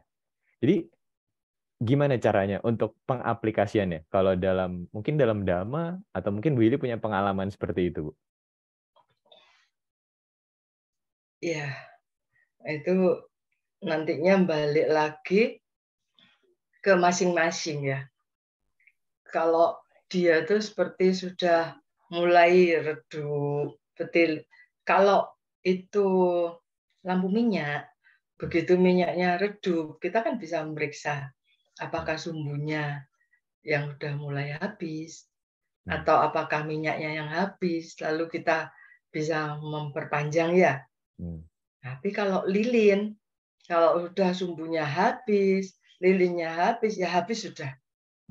Kan gitu ya. Ya lilin habis, ya habis. Beda dengan lampu minyak. Nah, sekarang kalau bagaimana kita bisa, istilah gampangnya tuh bagaimana kita bisa mengajak orang lain berbahagia gitu ya. Tapi dengan latar belakang yang kayak dulu dia sebenarnya rajin, baik, Oh, bahagia, tapi oh, karena sesuatu hal atau apa, mungkin lama tidak pernah mempraktek, akhirnya redup. Jadi kayak gimana sih caranya kita membantu mereka biar mereka bisa aktif lagi, bisa hidup lagi gitu. Karena balik lagi ke tema kita being alive kan. Karena salah satu bentuk kita membantu orang lain biar dia bisa hidup lagi itu kan salah satu bentuk praktek dari karuna. Ya. Minggu lalu ya. saya bahas mudita, tapi saya juga dapat pandangan baru tentang karuna dan mudita. Iya. Ya, memang begitu. Ya, jadi kalau kita menemui seseorang yang seharusnya dulunya aktif, lalu tiba-tiba dia sekarang menjadi redup, tidak bersemangat, kita dekati kan, pada tingkat paling awal kita dekati, lalu kita tanya kenapa gitu. Kita tetap tidak bisa punya keyakinan penuh bahwa saya pasti bisa membuat dia kembali. Enggak, karena nih balik lagi interaksi. Bagaimanapun kita berusaha, kalau yang bersangkutan itu enggak mau menerima, terus gimana gitu ya. Jadi pelan-pelan kita harus melihat kasus dia dulu. Kita harus melepaskan atribut diri kita. Jadi kita mencoba masuk ke dia, kita memahami dia, kita mencoba untuk membayangkan seandainya kita itu ada di pihak dia, apa yang bisa kita lakukan sesuai Dhamma. Karena pada saat ini kalau dia sudah mengambil langkah yang seperti itu, sepertinya dia sudah mulai agak luntur-luntur melupakan ajaran Dhammanya seperti itu kan. Nah, kita kasih lagi asupan-asupan apa yang sebaiknya dia lakukan sesuai Dhamma. Saya sering kok, enggak sering sih, enggak sering. Cuman pernah karena saya sendiri dalam posisi saya sebagai penyuluh agama Buddha ya di Departemen Agama gitu. Nah, sebagai penyuluh agama Buddha itu salah satunya tugas saya adalah itu menerima curhat-curhat itu. Nah, dan curhat-curhat yang masuk ke saya itu sebagaimana mungkin saya harus bisa memberi dia masukan sebaiknya demikian. Tapi itu pun kita tetap harus nggak boleh ngotot istilahnya. Ya kamu salah sih, kamu gitu. Jangan menghadapi orang yang sedang jatuh, kita nggak boleh ngomong itu kesalahanmu tuh di sini. Enggak, dia bukan sedang minta diadili. untuk dicari kesalahannya, bukan. Betul. Tapi dia sedang butuh jalan keluar supaya dia bisa kembali ke jalannya yang lama. Dan tujuan kita kan memang membawa dia kembali. Gitu. Betul. Gitu. Jadi kalau misalkan aja kayak kita ngomong jalan, benar-benar jalan ya. Lalu kita mencari seseorang teman kita yang seharusnya itu ke wihara.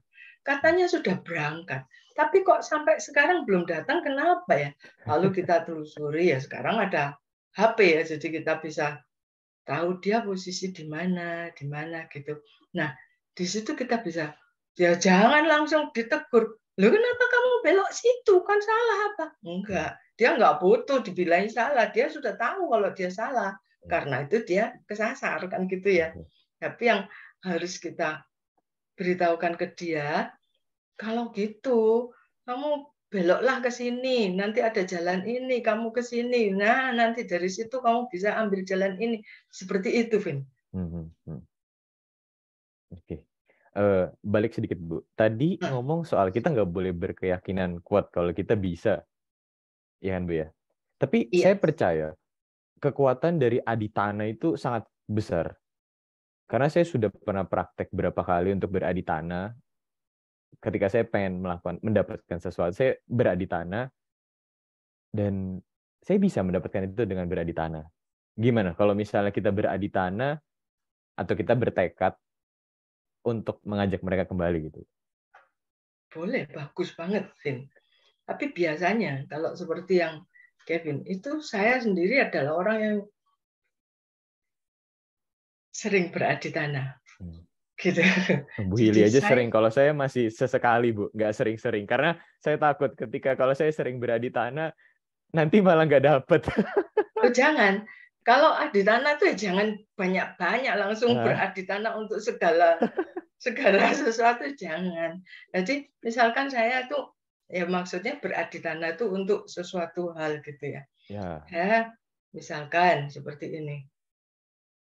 Ini tentang saya sendiri ya. Ya nggak apa-apa, kita kan boleh sharing, Bu. Boleh sharing. Ya, saya ini dulu ceritanya, umat itu, ya umat Buddha biasa lah.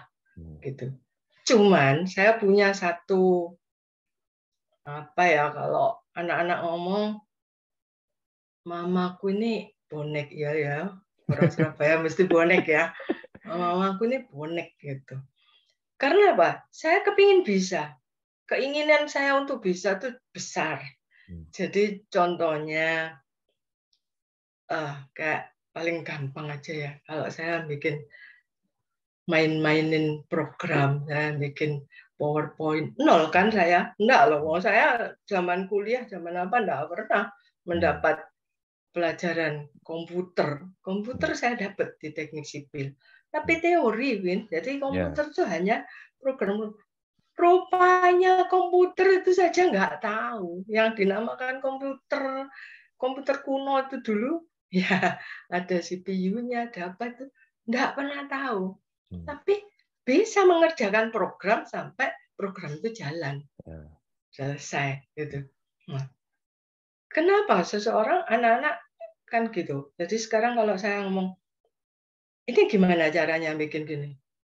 Terus anak-anak ngomong, ini mana buatin? Enggak mau. Mama mau bisa. Mama bukan mau dibuatin. Saya selalu begitu ke anak-anak. Dan akhirnya, pokoknya kasih saya clue saja untuk memulainya bagaimana. Untuk selanjutnya saya akan berusaha sendiri. Begitu saya ada kesulitan, saya mencari. Nah, ini sekarang kembali ke aditana tadi. Aditana saya yang pertama itu. Di sini tadi saya lihat ada yang namanya Ibu Koni. Ibu Koni itu yang membawa jalan hidup saya itu berubah loh. Berubah banget. Karena saya itu dulu hanya umat biasa dan agak egois saya. Dalam arti, yang ada dalam kehidupan saya, yang saya utamakan dalam kehidupan saya hanyalah keluarga. Apapun yang saya lakukan hanya untuk keluarga. Number one pokoknya keluarga. Jadi anak-anak itu sampai lulus SMA tidak pernah loh, Vin, saya tinggal. Tapi sorry Bu, kalau untuk keluarga apa dikatakan egois? Kalau sendiri kan egois, bener ya? Kalau ke pribadi sendiri kan egois. Tapi kalau untuk keluarga apa bisa dikatakan egois juga? Mungkin salah istilah ya. Ya, mungkin. Iya kan, Bu? Ya, Soalnya pokoknya gitu. Apa ya? Keluarga sentris gitulah. Pokoknya intinya keluarga saya adalah priority gitu kan, Bu. Iya, prioritas utama saya ke keluarga. Oke, gitu mungkin ya. untuk Karena membenarkan itu, persepsi dulu. ketika saya diajak berkegiatan apapun, saya tidak mau. Kalau saya harus meninggalkan keluarga, meninggalkan anak-anak, meninggalkan suami, itu saya tidak mau. Begitu. Sampai, ini ceritanya, mulainya jalan saya masuk total itu, ya ini tadi, Ibu Koni itu. Jadi saya itu sebagai umat, ya umat aja. Pokoknya saya nganter anak-anak, bawa anak-anak, barengi anak-anak istilahnya ke wihara.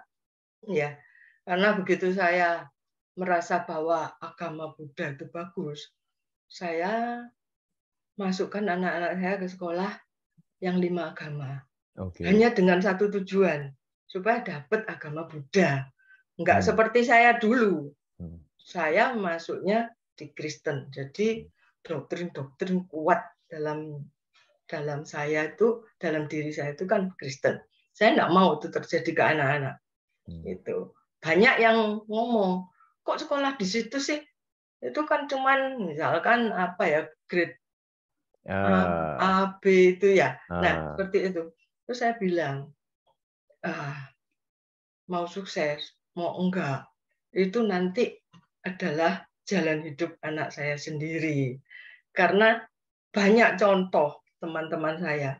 Loh, saya yang lulusan universitas kalah sukses loh. Sama teman saya yang hanya lulusan SMP, yang hanya lulusan SD, kalah sukses. Berarti apakah benar sih kalau pendidikan itu menentukan sukses tidaknya seseorang? Apa iya sih sekolah di sekolahan bagus itu pasti anak kita nanti sukses? Belum tentu. Dan itu terbukti bahwa teman-teman tuh yang anaknya dulu sekolahnya di sekolah yang berkelas-berkelas, itu sama anak saya gitu ya, 11-12 gitu lah. Jadi dalam arti tidak berarti anak saya sekolahnya hanya di sekolah yang grade-nya di bawah itu. Nah itu dari situ ya. Kan tadi saya ngomong, saya tuh seneng. Jadi kayak ini Excel, Word, itu saya bisa semua kan, saya mengikuti gitu. Nah, Ibu Koni waktu itu menjadi ketua pengurus daerah Wandani Jawa Timur. Pada saat Bu Koni mendapatkan tugas ketempatan sebagai tuan rumah Munas, itu karena saya tuh kalau di grup, saya tuh seneng ngirim gambar buatan saya sendiri, ngirim apa-apa. Lalu Bu Koni itu entah, saya tuh ditangkap, bantu saya, katanya gitu. Bantu saya. Bantu, ya oke, saya bantu. Tapi bantunya itu loh keterusan. Sampai tapi anak-anak saya waktu itu memang sudah lulus SMA dan saya sudah mulai bisa melepaskan mereka gitu. Jadi saya bantu Bu Koni itu keterusan. Sampai akhirnya pada saat Bu Koni mau lengser, nggak tahu Bu Koni itu bergerilya di belakang saya sampai mempengaruhi orang-orang PP. Saya dipaksa dalam tanda kutip untuk menggantikan beliau. Dari situ, saya tuh organisasi Wandani nggak pernah tahu sedalam apa. Bagaimana mungkin saya mau dijadikan ketua pengurus daerah Jawa Timur? Apa saya tuh pasti loh kalah pinter sama anggota-anggota yang baik yang di daerah maupun di sekitar saya sendiri. Nah, ketika saya harus memilih pengurus, siapa yang harus saya pilih? Saya itu nggak kenal siapa-siapa. Jadi saya pasrah bongkoan gitu ya istilahnya. Tapi di situ saya punya komitmen. Saya ini orangnya ya itu tadi, saya punya komitmen. Apapun yang saya sudah sanggup, saya harus menjalankannya dengan baik. Gitu. Jadi kalau saya sudah mau menerima jadi ketua, saya tidak akan tanggung-tanggung menjalankan kewajiban saya sebagai seorang ketua. Dari situlah saya belajar, saya dalami bagaimana, dan jadilah. Akhirnya saya 2 periode jadi ketua Pandani. Dan syukur-syukur saya tidak menemukan kendala apapun. Semoga Soalnya anggota-anggotanya baik-baik. Itu kan kamu baik, saya yeah. berbuat atau sehingga anggota-anggota saya baik semua, sangat mendukung saya begitu. Ya, semoga selalu lancar lah, Bu ya. Iya. Gitu, Win. Jadi nggak bisa kan orang itu mau memaksakan kehendak walaupun kita beraditana. Aditana itu biasanya bisa sukses kalau ditujukan untuk kepentingan diri sendiri. Itu. Iya, betul. Mungkin benar, Bu, benar. Karena yang saya pernah praktekin ya untuk diri sendiri sih, memang bukan untuk orang lain. Iya, itu sukses. Kalau nggak sukses, yang salah ya diri sendiri juga kan. Iya, benar. Benar sekali. Kalau kita beraditana, saya pasti bisa membawa dia kembali. Nah, semangat aja. Itu. Bukan aditana. Iya, betul. Iya. Berarti kan persepsi aditana saya yang perlu diluruskan kalau tadi, Bu ya. Ya, bukan salah sih, cuman apa ya? Penggunanya kurang tepat ya, gitu, betul. ya. Tapi ya selama ini belum pernah sih Bu dipraktekkan untuk yang itu. Ya, itu. Yang pasti ada semangat, harus ada semangat untuk ke situ. Betul. Berarti Bu Koni nggak salah Bu ya, Ibu sampai 2 periode bahkan. Salahnya adalah Bu Koni itu sudah membuat saya tergila-gila dalam organisasi. Itu nggak salah, Bu. Karma baik berbuah. Karma baik berbuah. Iya, dan saya harus berterima kasih. Saya berterima kasih ini Bu Koni ada di sini. Karena diberikan kesempatan baik untuk berbuat baik lagi kan. Iya, betul. Tanpa beliau paksa saya tidak akan mendapatkan kesempatan itu kan. Saya tetap seperti itu. Saya merasa gini loh, Vin. Saya tuh seperti katak di bawah tempurung. Benar. Dulu saya tuh seperti katak di bawah tempurung. Yang saya tahu wihara itu ya wihara Buddha Kirti. Guru spiritual saya yang sangat saya kagumi Ibu Kemawati. Semua bekal-bekal dhamma saya tuh sejak saya memutuskan saya mau mempelajari agama Buddha, saya belajar banyak dari beliau. Begitu. Dan bolak-balik yang beliau selalu ajarkan ke saya itu, nancep itu, hiri dan utapa itu. Jadi kalau sudah ngomong tentang hiri dan utapa, dulunya hiri utapa lagi gitu ya. Itu memang simple, tapi mungkin prakteknya rada susah Bu ya. Luar biasa. Simple sekali ya memang. Saya juga salah satu murid Bu Kema, Bu. Tapi mungkin sudah yang terakhir banget sebelum beliau meninggal. Ya, sampai semangatnya tuh sampai meninggal tuh semangatnya tetap luar biasa. Betul sekali. Gitu. Betul sekali. Oke, sebelum kita tutup, satu bahasan terakhir, Bu. Iya. Kenapa sih orang itu harus being alive? Kenapa, Bu? Mungkin dari sisinya Ibu. Karena tadi contoh spark-nya Ibu Hili aja ada gitu. Bu Hili dapat spark dari Bu Koni ternyata. Mungkin secara nggak sadar Bu Hili nggak mikir itu kan, Bu. Tapi yang saya dapat adalah, oh ternyata Bu Hili pun ada dikasih spark sama Bu Koni tadi gitu. Iya, betul. Salah satu contoh.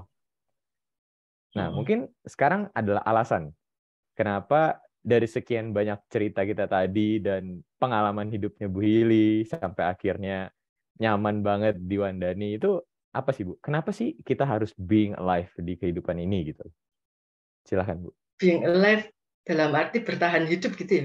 Oh enggak. Kalau bertahan hidup semua orang bisa. Bertahan hidup semua orang bisa. Karena saya yakin kalau bertahan hidup pun nggak mesti punya pandangan damai itu bisa. Tapi adalah being alive itu yang kayak yang kayak tadi tuh Bu, punya banyak pemikiran, punya kebijaksanaan atau punya pemikiran damai yang bagus dan punya action yang bagus gitu loh. Ya seperti apa yang sudah Bu Hili pernah lakukan, berkontribusi di Wandani atau berkontribusi di masyarakat, di lingkungan itu, ya itu. Kenapa alasan dari sekian banyak yang sudah Ibu lakukan, sekian banyak yang sudah Ibu hadapin, kayak kenapa sih alasannya harus hidup being alive gitu loh? Ya. Mungkin ya, kalau kita tuh harus being alive, tuh makanya kita tuh harus belajar dhamma. Ini ya, jadi kita tuh enggak cukup sekedar saya Buddhis, karena itu saya harus ke wihara. Ke wihara, baca parita, namaskara, menghormat kepada anggota sangha, pulang selesai. Enggak cukup segitu. Jadi untuk being alive, belajar lagi dhamma. Nah, being alive belajar dhamma, sebenarnya kita enggak usah takut loh menjalani kehidupan itu. Karena pada akhirnya saya tuh tahu bahwa masing-masing orang itu pada dasarnya sudah punya modal kekayaan dan kekuatan. Ya, untuk membangun sebuah jaringan bisnis gitu ya. Untuk mengatasi bisnis kita perlu punya modal kan? Gitu. Tapi untuk menjalani hidup ini ternyata kita tuh pada dasarnya sudah punya modal kekayaan, punya kekuatan. Jadi kita bisa menjalani hidup kita tuh dengan baik. Nah, kekayaan apa sih yang kita punya itu, Vin? Kekayaan yang kita punya itu dipunyai setiap orang lah, seharusnya ya, orang yang mau belajar dhamma gitu. Itu 7, ada 7 Vin. Ada 7 kekayaan Arya. Ya, yang pertama tuh sada. Karena kita umat Buddha, kita harus punya sada. Sada itu apa? Keyakinan loh. Keyakinan terhadap ajaran Buddha. Tuh. Kekayaan kita yang kedua adalah sila. Ya, entahlah kita itu mau belajar dhamma yang lain atau tidak, tapi kalau kita rutin ke wihara, di wihara tuh paling enggak mesti ada pembacaan Pancasila. Betul. Jangan sekedar dibaca, harus didalami itu. Apa itu Pancasila? Ya sebagai umat awam cukuplah Pancasila, asal kelima-limanya dijalankan dengan baik. Ya, itu kekayaan kedua. Kekayaan ketiga adalah hiri tadi. Malu kan, kita punya rasa malu. Malu untuk melakukan kejahatan atau malu untuk berbuat buruk. Iya. Dan yang keempat itu kita punya otapa. Otapa, takut akan akibat berbuat jahat. Nah, kekayaan terpendam yang setiap orang belum tentu menyadari adalah bahu saja. Apa itu bahu saja? Adalah banyak pengetahuan dhamma. Iya. Saya googling, Bu. Kenapa? Saya googling karena saya nggak tahu juga. Tapi bahu saja itu. Nah, kita harus rajin-rajin mendengarkan dhamma, memahami kegunaannya dan mempraktekkan. Bahu saja. Nah, karena googling Pin, lalu yang keenam apa Pin setelah bahu saja? Jaga. Ya, itu tadi jaga ya. Jadi bermurah hati, membagi-bagikan apa yang kita punyai kepada orang yang lebih membutuhkan, yang kita rasa lebih membutuhkan dari diri kita gitu. Jadi bukan ada orang nggak punya rumah, aku punya rumah tak bagikan rumahku lalu kita kemana? Bukan gitu ya. Jadi membagikannya pun juga tetap perlu pakai kebijaksanaan, yaitu sebagai kekayaan kita yang ketujuh. Kita tuh punya kebijaksanaan. Jadi tahu apa yang harus kita lakukan. Itu. Jadi kita sudah punya modal kan? Nah, karena sudah punya modal kekayaan, sekarang saya yang bilang untuk being alive itu kita sudah punya modal kekayaan dan punya modal kekuatan. Kekuatannya ada 7 lagi, 7 kekuatan Dhamma, ya, kekuatan keyakinan tadi. Asal saya yakin pada ajaran Sang Buddha dan saya menjalankannya dengan baik, pasti saya akan bisa menjalani hidup dengan bahagia. Tapi nggak cuma keyakinan toh yang punya, kita juga harus punya semangat. Betul. Semangat ya. Terus hiri otapa juga, dan itu sati. Kesadaran. Kita harus sadar, apa sih yang sedang saya lakukan? Gitu. Setiap saat kita harus sati. Kesadaran. Gitu. Perhatian penuh pada kesadaran itu. Dan bagaimana untuk melatih sati itu? Yaitu dengan menjalankan dan sering-sering berlatih samadhi, meditasi kan. Jadi meditasi itu tidak sekedar duduk diam, tapi meditasi itu adalah tujuan utamanya melatih pengendalian pikiran dan kesadaran dan konsentrasi terutamanya begitu ya. Jadi meditasi dengan objek pernafasan, tapi kalau kita nggak konsen ke objek, ya gagal dah meditasi kita.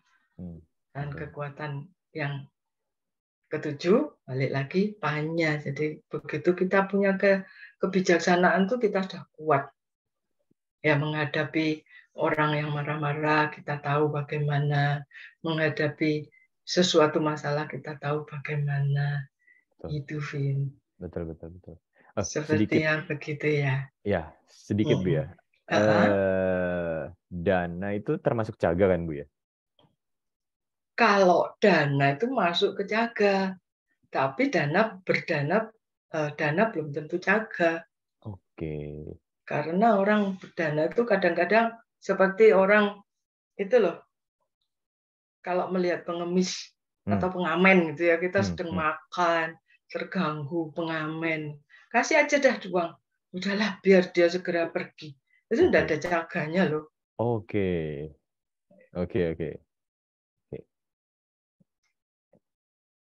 Ketika ada caga itu ketika apa, Bu? Kenapa? Ketika itu termasuk caga itu adalah ketika kita bagaimana menanggapinya?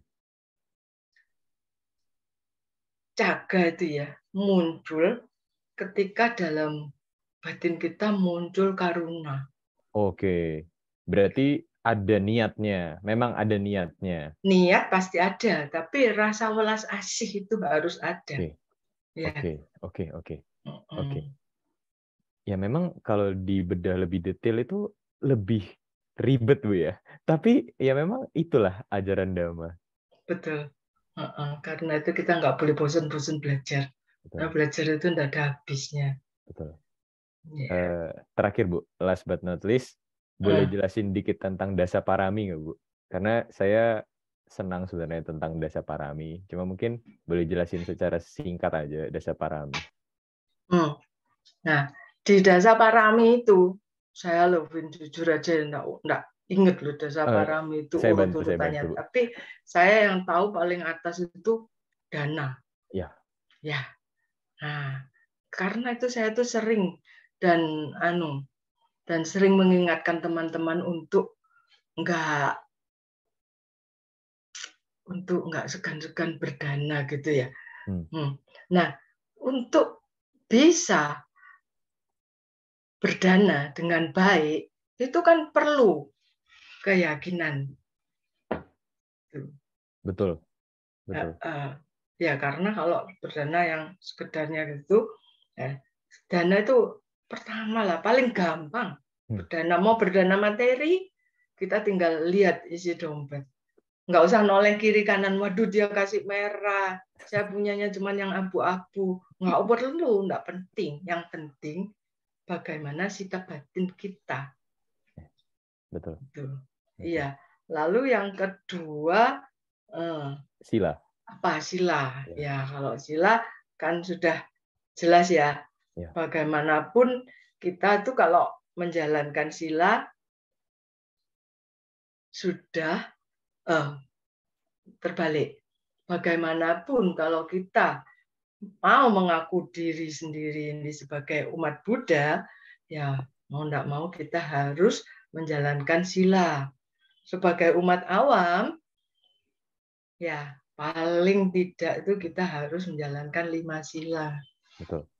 5 sila itu loh. 5 aja susah ya, Bu? Susah, tapi saya sering ngomong.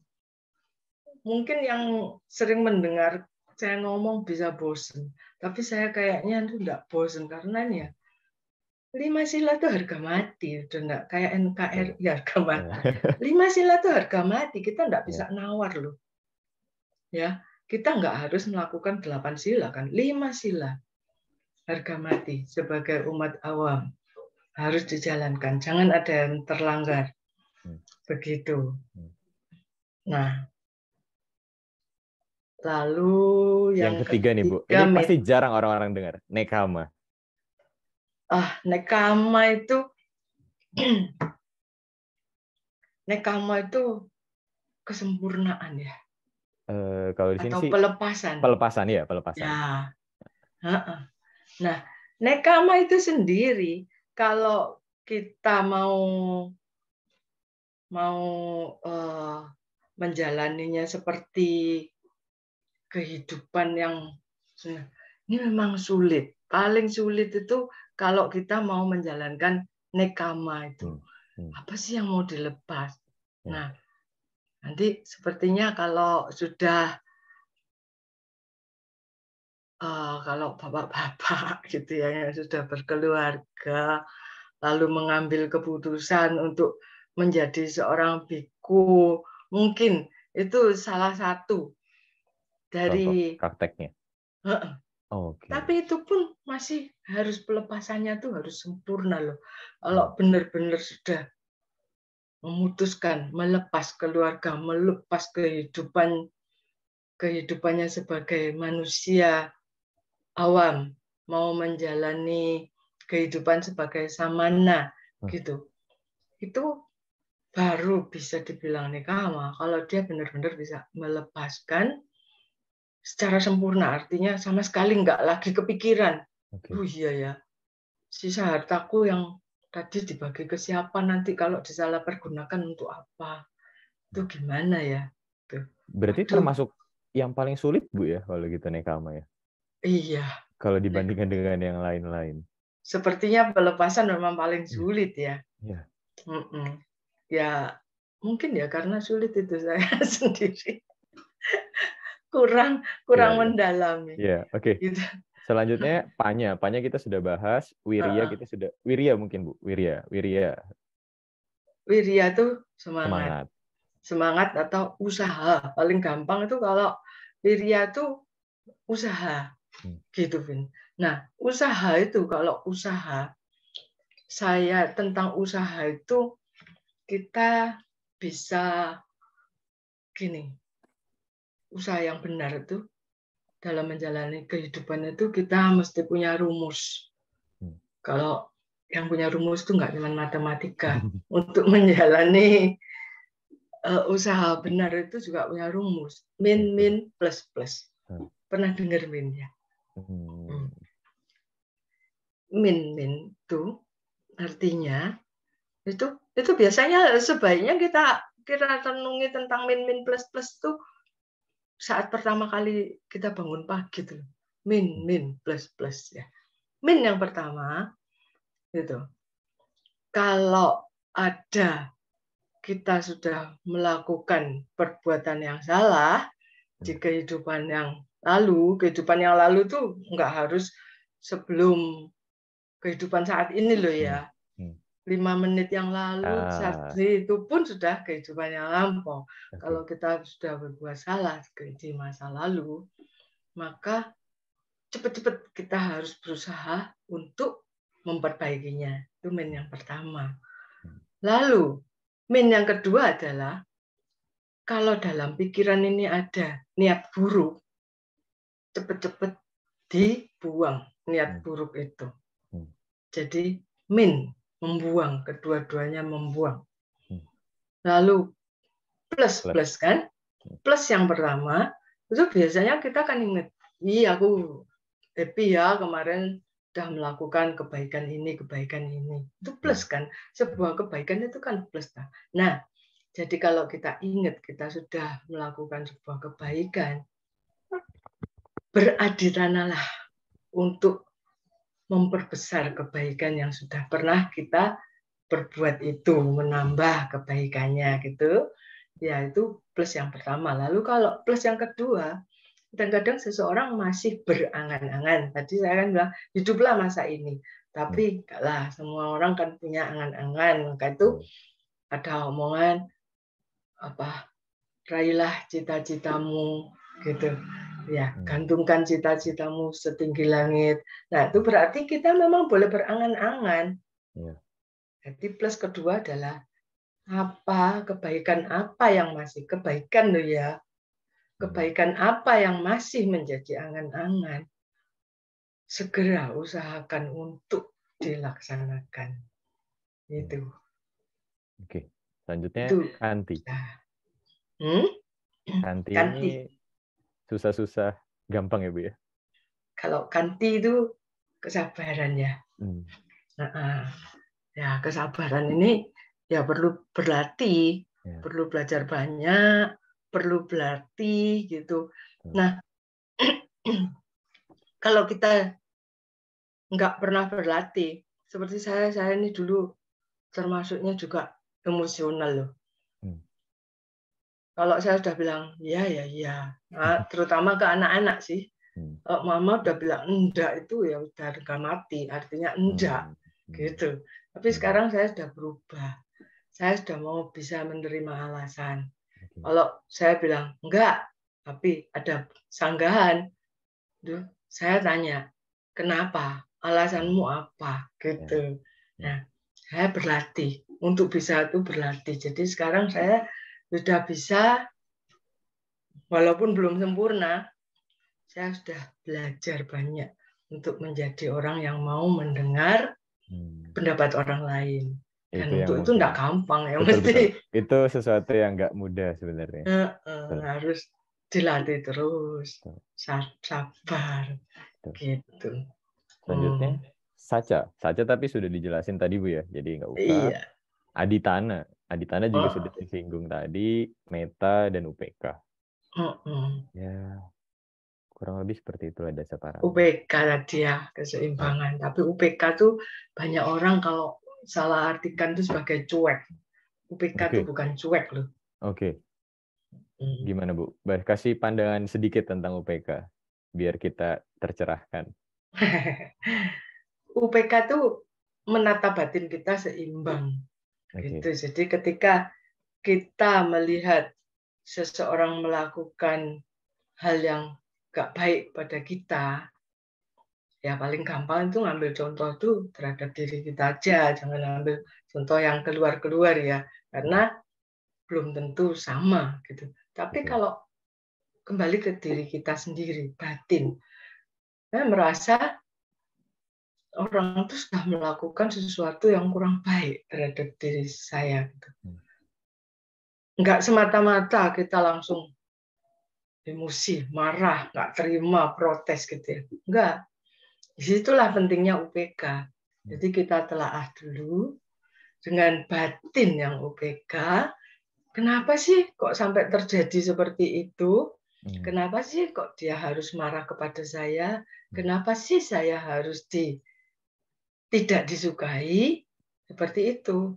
Nah, kalau kita punya kesempatan yang baik, karena tidak segampang itu mencari kesempatan untuk bisa berbicara baik-baik dengan orang yang jelas-jelas kurang menyukai kita gitu ya. Nah, pada saat kita bisa menemukan kesempatan yang baik, kita bisa bertanya kepada dia kalau kita tidak menemukan jawabannya.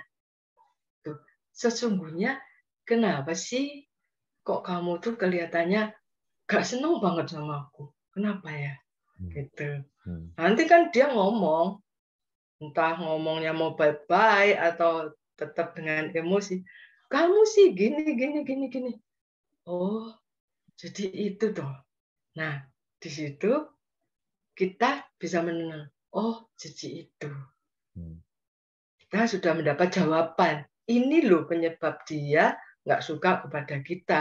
Jadi dengan batin yang tenang, kita mengambil sebuah keputusan. Berarti untuk selanjutnya saya harus bagaimana. Tapi kalau batin kita tenang dan kita sudah bisa mempertimbangkan dengan panya tadi, dengan kebijaksanaan, enggak, saya tidak salah kok. Saya tidak salah. Mungkin persepsi kita aja yang berbeda. Mungkin begitu. Kalau sedikit lagi ya, Bu. Kalau kita menyadari bahwa bahagia itu bisa hilang dan kesedihan itu bisa hilang, apakah itu salah satu praktek dari UPK? Sorry, Fit? Kalau kita bisa menyadari bahwa bahagia itu sifatnya tidak kekal dan kesedihan pun sama, tidak kekal. Menyadari kalau kita misalnya lagi bahagia, ya jangan terlalu larut dalam bahagia. Kalau kita sedih, ya jangan terlalu larut dalam kesedihan. Apakah itu termasuk UPK atau bukan? Bisa, itu bisa termasuk UPK. Tapi akan lebih baik kalau kita memahaminya sebagai itu, sebagai hukum anicca tadi. Oke. Dan bahwa itu adalah bagian dari 8 kondisi dunia.